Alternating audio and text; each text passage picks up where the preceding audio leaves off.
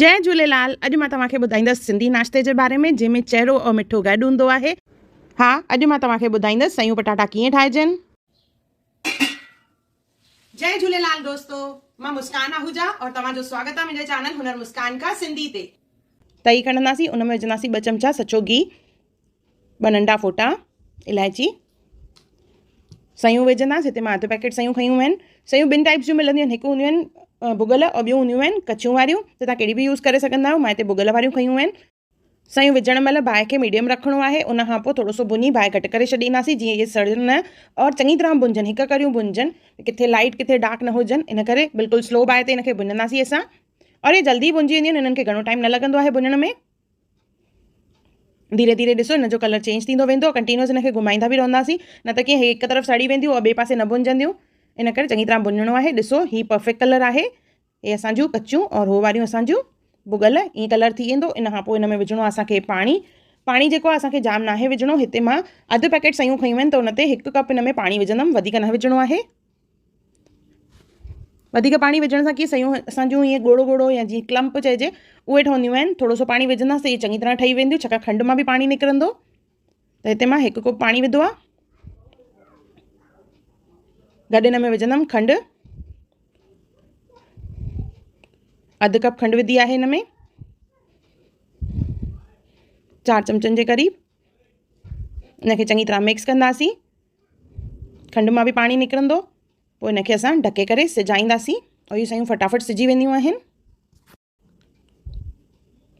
इन में विझंदासीं असां ड्राई फ्रूट में काजू, बादाम, किशमिश, अखरोट, पिस्ता, तव्हां कुझु बि हिन में विझी सघंदा आहियो। मां हिते काजू और बादाम सना सना कटे विधा आहिनि। इनखे चङी तरह मिक्स कंदासीं। अञा सयूं आलियूं आहिनि पर इहे कचियूं बि आहिनि, त असां इनखे ढके करे थोरी देरि सिजाईंदासीं।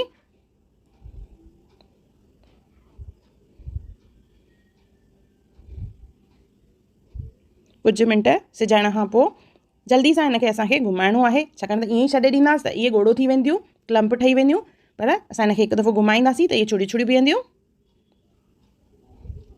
ॾिसो इहे असांजी सयूं तयारु थी वियूं आहिनि।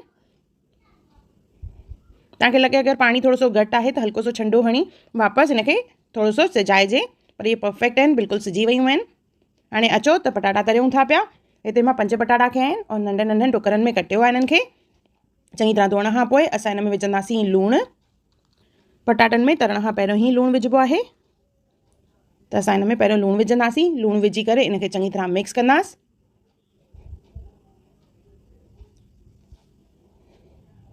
मिक्स करण खां पोइ इनखे असांखे हाणे तरणो आहे, त हिकु तईअ में तेल गरम करे वठंदासीं। पहिरियों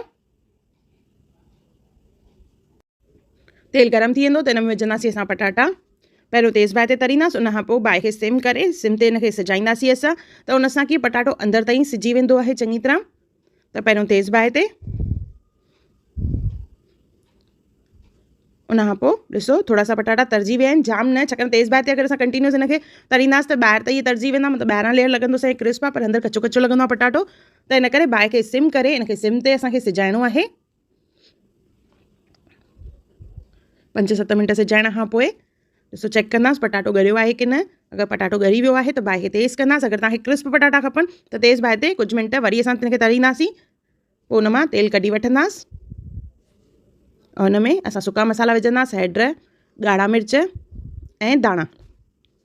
इहे 3 शयूं पवंदियूं आहिनि। लूणु पहिरियों असां विधो आहे, हैड, ॻाढ़ा मिर्च ऐं धाणा। कुझु माण्हू हिन में आमचूर पाउडर बि विझंदा आहिनि। इनखे चङी तरह मिक्स कंदासीं। कुझु मिंट वरी इनखे सिजाईंदासीं जीअं मसाला असांखे कचा कचा न लॻनि। चङी तरह मिक्स करण खां पोइ 1-2 मिंट असां हिनखे गैस ते रखंदासीं तईअ खे। ॾिसो असांजा पटाटा तयारु थी विया आहिनि, ॾाढा बढ़िया पिया लॻनि। त इहे असांजा सयूं ऐं पटाटा तयारु थी विया आहिनि। गरमा गरम इहो नाश्तो असां सर्व कंदासीं।